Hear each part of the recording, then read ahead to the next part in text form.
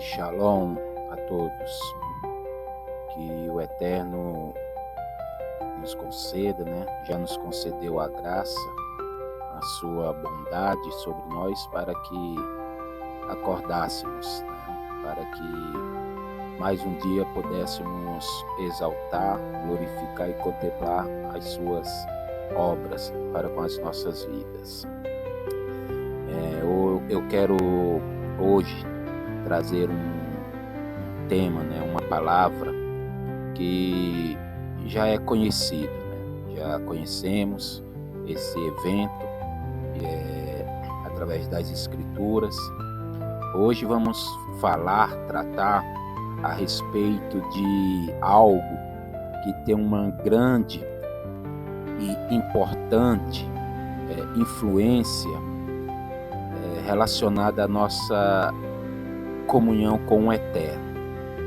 É algo que ela faz com que venhamos ou nos aproximar mais do Eterno ou nos distanciar.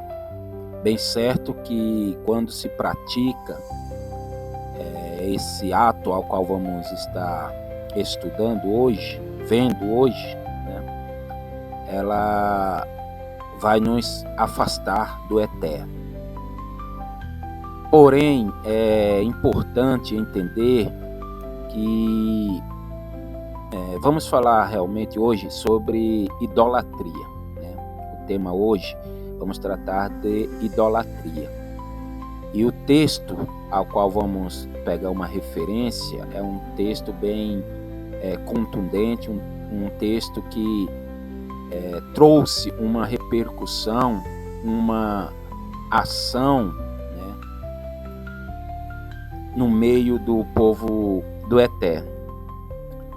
Vamos estar tratando o tema relacionado sobre o bezerro de ouro, que conhecemos, já creio que temos ouvido esse relato. E sabemos as consequências que essa ação trouxe para com o povo. Amém? E o que hoje eu quero estar compartilhando, talvez seja numa visão que muitos ainda não tenham ouvido falar, porque a nossa teologia, a teologia cristã hoje, ela tenta, vem com o intuito de realmente nos aproximar, fazer-nos conhecer mais da palavra do Eterno. Porém, existem alguns fatores que acabam sendo omitido. Omitido por quê? Porque a sua originalidade da palavra muitas vezes tem sido deturpada. Ela tem sido, de certa forma, manipulada com um intuito único e exclusivo de atribuição a uma teologia sistemática, uma teologia proveniente de certa forma, algo peculiar de algumas denominações.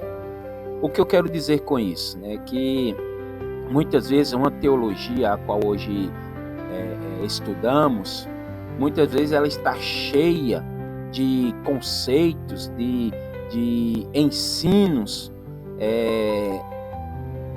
proveniente de uma denominação. Então, porque hoje vemos diversidades de ensinos e ensinos até doutrinários, teológicos, porque cada uma forma de teologia, ela traz uma porção daquilo que o teólogo, aquele que se aprofundou a fazer esse estudo, inseriu algumas coisas pertinentes àquilo que ele acreditava, ou aquilo que ele acredita. E nisso acaba saindo do que as Escrituras realmente nos expõem e nos demonstra. Então eu quero falar a respeito desse tema do bezerro de ouro, trazendo o conceito da idolatria, porque talvez nós tenhamos entendido errado o conceito de idolatria. Porque quando se atribui a idolatria, automaticamente nós projetamos uma ideia de que se trata de uma construção de um ídolo, ou seja, uma imagem de escultura, basicamente, né? Porque tudo aquilo que muitas vezes a gente vai nos arremeter à idolatria, vamos fazer automaticamente uma ligação a ídolos.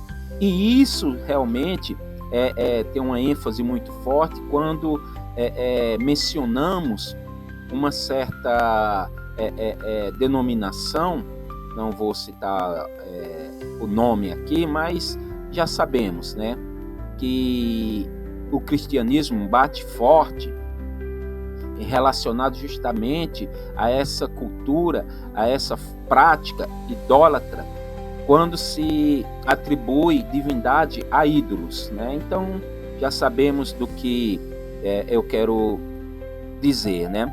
Mas vamos ver realmente à luz da palavra de que a idolatria não está apenas baseado em construção de um ídolo de pau, de pedra, de ferro, ou nessa sequência. Amém?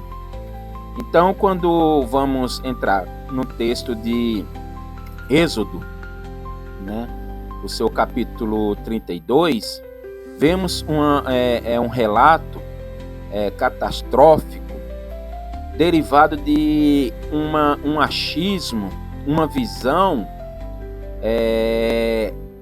humana que tenta, de certa forma, arrumar um caminho facilitado para que eles alcancem os seus objetivos. Amém? Então, no versículo 1, já vemos o relato que vai nos dizer assim: vendo o povo que Moisés tardava em descer do monte, juntou-se em volta de Arão e lhe disse: levanta-te, faze-nos deuses que nos conduzam. Quanto a este Moisés, esse homem que nos tirou da terra do Egito, não sabemos que lhe sucedeu. Então, nesse versículo aqui, já podemos analisar qual o objetivo principal, qual que é o núcleo desse desejo que surgiu no coração do povo, para que ali fizesse algo que era contrário às vontades de Deus. Bem certo que até esse momento aqui, onde Moisés havia ido ao monte para receber os 10 pronunciamentos do Eterno, os 10 mandamentos, assim por se dizer, ainda eles não haviam recebido, de que realmente nos 10 mandamentos é onde vemos o Eterno afirmando, ou seja,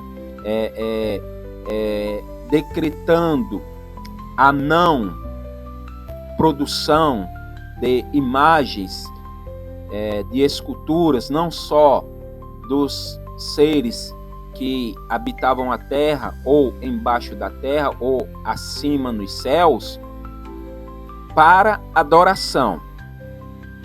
Daqui também já vemos algumas interpretações que falam que Deus proibiu o homem de fazer imagem de escultura do que haja no céu, na terra ou embaixo das águas. Mas vemos que o mandamento está exclusivamente referenciado ao quê? A fazer imagem de escultura para adoração. Atribuir qualquer criação do homem como uma divindade. Essa foi a legislação dada pelo Eterno, amém? Mas vejamos que no relato aqui, vemos que o povo, em um tempo já se passado da subida de Moisés ao monte para receber as orientações do Eterno, o povo já estava impaciente. Mas quem era esse povo, na verdade? Porque sabemos que na saída do Egito, quando o povo Deus libertou através de Moisés, não saíram do Egito apenas os hebreus, então saíram variedades de povos junto com o povo hebreu. E vindo essa quantidade de povos divergentes do povo hebreu, bem certo que muitos vieram com essas culturas pagãs, amém? E vindo, com certeza, o povo ainda saindo de uma condição escrava, de uma condição submissa, de certa forma, às culturas egípcias. Sabemos que, de certa forma, houve uma influência entre eles. Amém? Então, esses que, de certa forma, estavam assim influenciando o povo hebreu a produzirem um ídolo para que continuasse a caminhada ao qual Moisés tinha iniciado. Então já vemos que, como muitos têm trazido essa mensagem, que esse ídolo era para substituir a Deus, não faz sentido, porque eles mesmos estão a dizer, vendo o povo que Moisés tardava em descer do monte, juntou-se em volta de Arão e lhe disse: levanta-te, faze-nos deuses que nos conduzam. Amém? Prestem atenção. Quanto a este Moisés, esse homem que nos tirou da terra do Egito, não sabemos que lhe sucedeu. Então, fazendo essa leitura cuidadosamente, vemos que o intuito da construção desse ídolo, que sabemos que se culminou com o bezerro de ouro, não era um ídolo para substituição ao Eterno, não, mas sim para substituir a Moisés. Aleluia! Então essa é a leitura certa a ser feita nesse texto, porque vemos que eles declaram que é para que esses deuses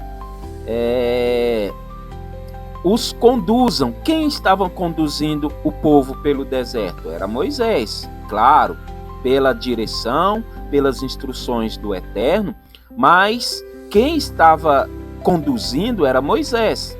Então, o pedido a ser feito para fazer o ídolo, esses deuses, era para substituir Moisés, e não uma substituição ao Eterno. Amém?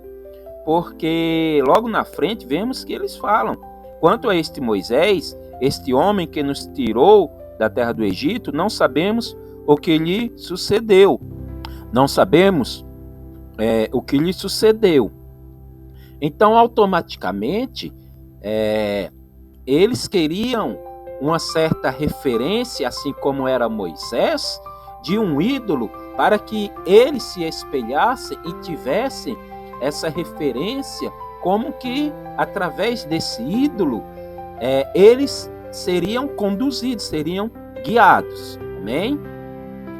Com isso, meus queridos irmãos e irmãs, é um fator muito importante, justamente quando vamos atribuir a idolatria, quando apenas nos baseamos que uma idolatria ela é considerada, ela é conceituada quando fazemos algo, como produzimos qualquer coisa, qualquer objeto que venha fazer frente ao eterno, ou seja, o nosso conceito de idolatria é aquilo que nos arremete o quê?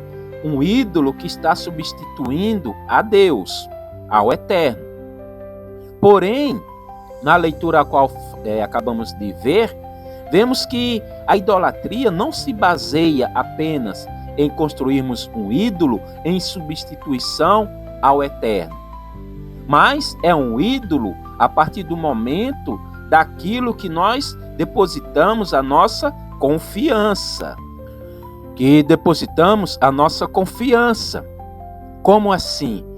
Podemos estar sendo idólatra, produzindo algo de idolatria em nosso meio, também quando cremos no eterno, cremos no poder do eterno, cremos na manifestação do eterno. Porém, nós colocamos algo entre nós e ele, não substituindo totalmente o eterno, mas como uma ligação entre nós e o eterno. Amém? Então, tudo aquilo que a nossa visão, a nossa confiança, além do eterno, vejam só, não é substituir um ídolo por Deus, não. É mesmo crendo em Deus, sabendo da sua existência, do seu poder, ainda assim nós trazemos para o nosso meio, para a nossa vida, algo que venha a ser uma complementação. Não vai substituir Deus, não vai substituir o eterno, mas ele vai fazer parte da minha fé juntamente com o eterno. Ou seja, colocando qualquer outra coisa, algo que venha complementar, ou seja, venha ser um reforço para a minha fé, para a minha crença, isso também é idolatria. Aleluia. E bem certo, meus queridos, que, como eu falei, a nossa teologia sistemática hoje cristã, ela está muito poluída com diversas conceitos, com diversos ritos, aleluia, que atribuem como um exercício de fé, ou seja, até como um algo para se mover a nossa fé, mas está se interpondo diretamente entre a minha fé para com Deus, uma ligação direta por intermédio de um objeto, por intermédio de um algo material, sólido, em que eu posso tocar. Creio que já temos uma visão, creio que vocês já estão tendo uma visão do que eu estou querendo dizer, que nós não precisamos de artifícios, de criações, de objetos, para que esse objeto sirva de ligação da minha fé para com o eterno. Porque, meus queridos, a única coisa, o único que pode fazer essa ligação direta se chama Yeshua. É através dele, é por ele que temos essa ligação. É por ele que se faz essa ponte entre nós e o eterno.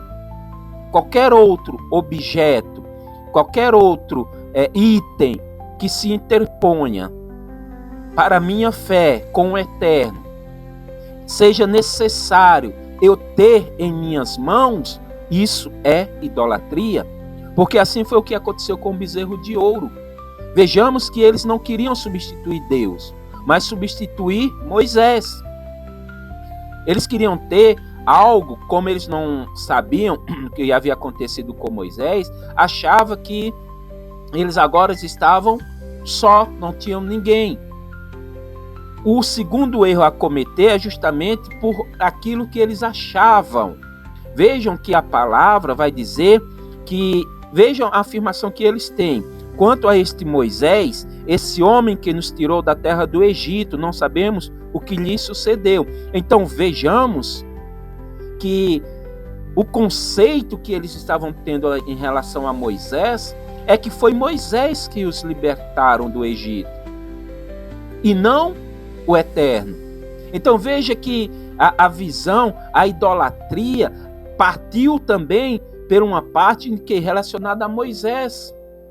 Porque eles não entendiam que Moisés era apenas um instrumento usado pelo Eterno para o propósito da libertação. E veja que eles categoricamente estavam na convicção que foi Moisés que libertou e não o Eterno. E isso é comum. Às vezes nós ficamos dependentes de pessoas, achando que aquela pessoa, aleluia, ela se torna a nossa referência, ela se torna o alvo principal, e não como apenas um instrumento. Porque se a nossa confiança se baseia apenas naquilo que o homem está fazendo, e não naquele a quem está sendo usado, se torna idolatria. Devemos honrar sim aqueles a quem o Eterno tem levantado. Temos que honrar sim aqueles a quem Deus, o Eterno, tem dado a sua graça. Porém, entender que não é Ele, mas sim é o Eterno que usa. É o Eterno que faz. E muitos estão seguindo homens, achando que a sua libertação, a sua salvação, depende do homem. Está no homem. E esquece daquele de quem é o dono da vida. Isso se torna idolatria.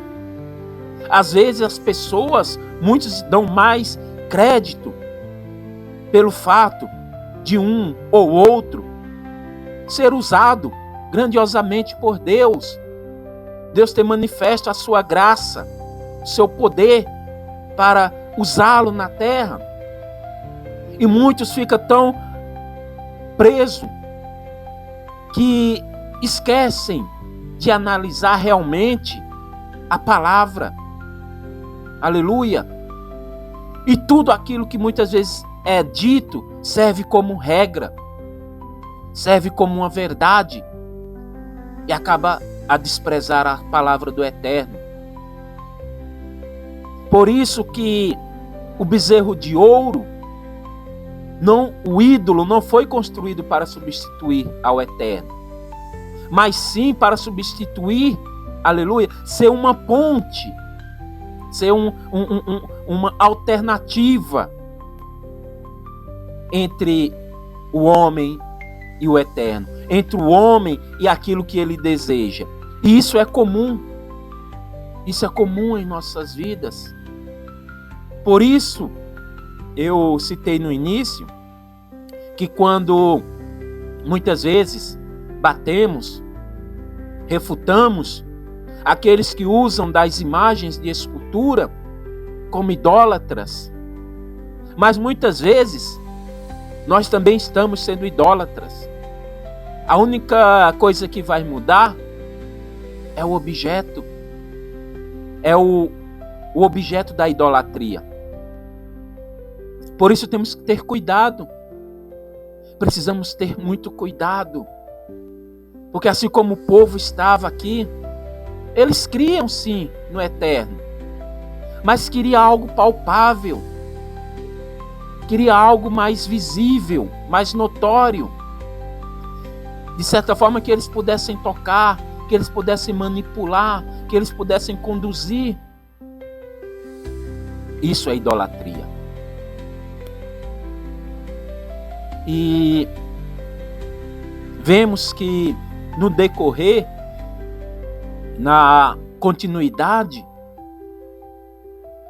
aconteceram fatos que entendemos que a intenção, às vezes muitos usam da intenção, mas o que vale é a intenção. Não, meus irmãos. Temos que ter cuidado com as intenções. Até as intenções podem serem boas, mas o seu final é drástico. As intenções podem ser até bonitinhas, mas a sua finalidade é má.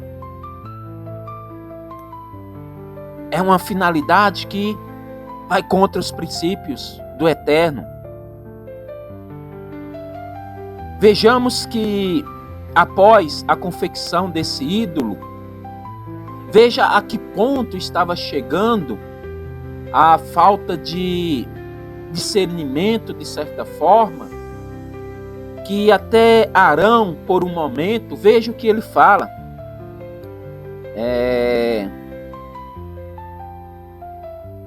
Aleluia. Deixa eu ver onde está aqui. No seu versículo.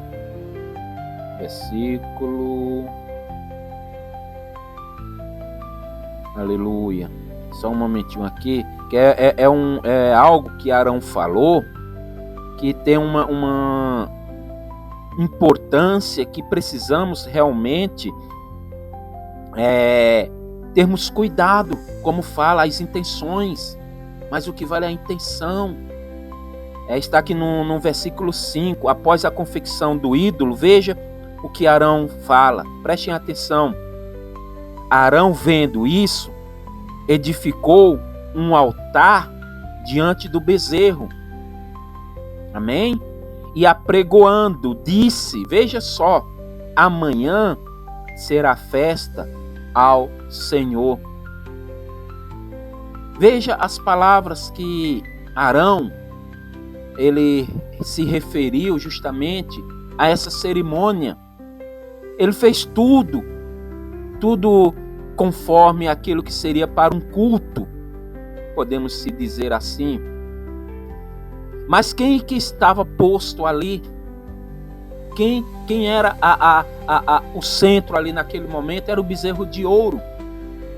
Mas veja a intenção de Arão, que ele fala, amanhã será festa ao Senhor.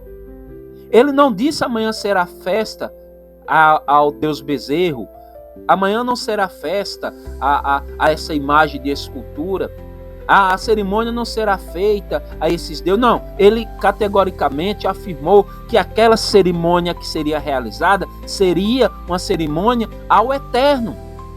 A escrita aqui está se referindo justamente, quando ele fala Senhor, aquelas palavras, o Yud, Rev, Rai, Vev, que é o tetragrama, é ao Eterno. Então, Arão preparou todo aquele momento, mesmo tendo um ídolo, ele queria entregar aquela festa ao Eterno.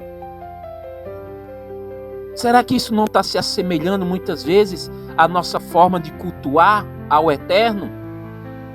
A gente coloca ídolos para fazerem parte da cerimônia.